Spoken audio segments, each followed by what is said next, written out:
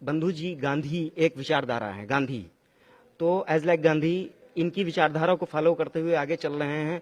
अगर भविष्य में गवर्नमेंट इनको डिफीट करने के चक्कर में आएगी तो रेल को अगर अब रेल का चक्का जाम करने की जरूरत होगी तो हम इसके लिए पूरी तरह से तैयार हैं। एकमात्र मुद्दा पेंशन अधिकार हमारा, इससे कम हमको कुछ भी मंजूर नहीं। बिल्कुल ही, रेलवे, स्वास्थ्य और शिक्षक, ये तीन बहुत कड़ी हैं। वाणिज्य कर भी साथ रहा है, सचिवालय भी साथ रहा है। हम सीधे चलते हैं विजय कुमार बंधु जी के पास। बंधु जी, आज अटेवा को कई सारे संगठनों ने समर्थन दिया। आप 28 अक्टूबर के कार्यक्रम को कैसे देख रहे हैं? कितना सफल कार्यक्रम रहेगा आपका? पहली बात तो आज तमाम सारे संगठनों के जो लोग भी अटेवा का विश्वास जताया है, समर्थन दिया है, मैं उनको साधुवाद देता हूं। और ये पहली बार ऐसी चीजें अब दिखाई पड़ने लगी हैं कि जन आंदोलन बन गया है। आज मैंने बहुत सारे लोगों को यहाँ बुलाया नहीं, कुछ लोगों मैसेज जा पाया, कुछ लोगों नहीं जा पाया, लेकिन जिन लोगों ने सुना कि अटेवा की एक मीटिंग है रोहिया संस्थान में, बहुत सारे लोग उस सुन करके आए और आज जो उनके अंदर पीड़ा है उस पीड़ा को उन्होंने महसूस किया। और एक बात बड़ी अच्छी लगी कि अटेवा पर जो विश्वास है लोगों का, वो अपने आप में बहुत बड़ी बात है और शायद हमारे लिए बहुत बड़ी पूंजी है कि लोगों का विश्वास इतना तगड़े से है, चाहे वो केजीएमसी हो, चाहे वो पीजीआई हो, चाहे सचिवालय हो, रेलवे हो, वाणिज्य कर हो, जो भी संगठन हमारे साथ आए उनका विश्वास जो अटेवा के प्रति, वो निश्चित रूप से बहुत ही हमारे लिए बड़ी बात है। 28 तारीख को कार्यक्रम मैं आपको बहुत गंभीरता से बताना चाहता हूँ। हिंदुस्तान के इतिहास में पहली बार कर्मचारियों के किसी आंदोलन को इतनी व्यापकता, इतना जन समर्थन पहली बार मिला है।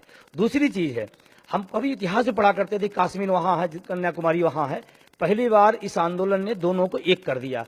कन्याकुमारी से कश्मीर तक, अटक से कटक तक ये आंदोलन पूरे चरम पर है और 28 तारीख को उसका नमूना मिलेगा। हर सांसद के घर पर भाषा नहीं समझ में आ रही है, भाव समझ में आ रहा। असम से मेरे पास फोन आता है, उनकी भाषा नहीं, लेकिन 28 तारीख को मैं बैठ रहा हूँ। उड़ीसा से बोल रहे हैं, कश्मीर से वो लोग कह रहे हैं। अब हैदराबाद है, अभी आप जिस प्रदेशों की बात करें हर जगह से बोला जा रहा है। मुझे उनका संपर्क नहीं है, मेरा उनका परिचय नहीं, लेकिन कह रहे हैं नहीं 28 को सर मैं अपने सांसदों घेर रहा हूँ, उपवास बैठ रहा हूँ। ये अपने आप में बहुत अद्भुत बात है और नौजवानों एक बात समझ लेना है, ये लड़ाई मजबूती से अटेवा एनएमओपीएस लड़ रहा है और मजबूती से लड़ेगा और अंतिम दम तक इस लड़ाई को हम जीतेंगे।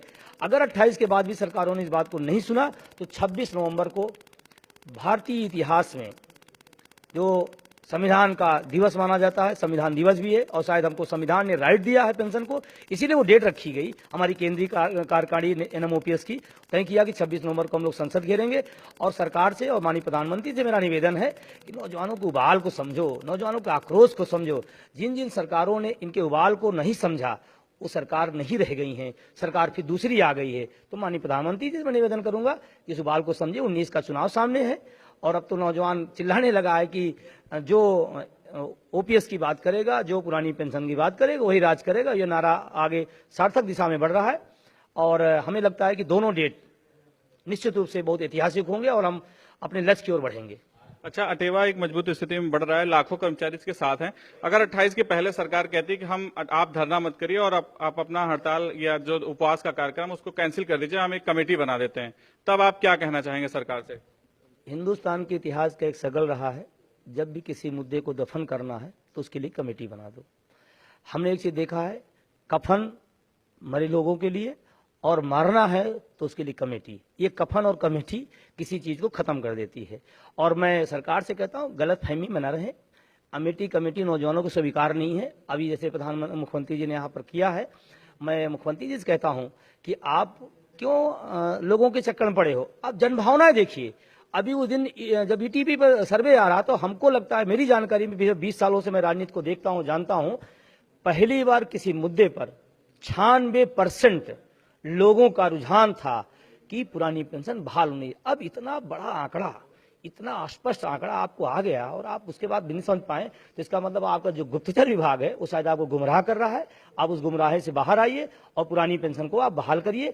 हम आपका स्वागत करने के तैयार है। जो भी सरकार, जो भी मुख्यमंत्री या प्रधानमंत्री इसको करता है मैं उसका स्वागत करूंगा, लेकिन अगर नहीं करता है तो बगावत की स्थिति आए तो नौजवान तैयार है उस पर भी।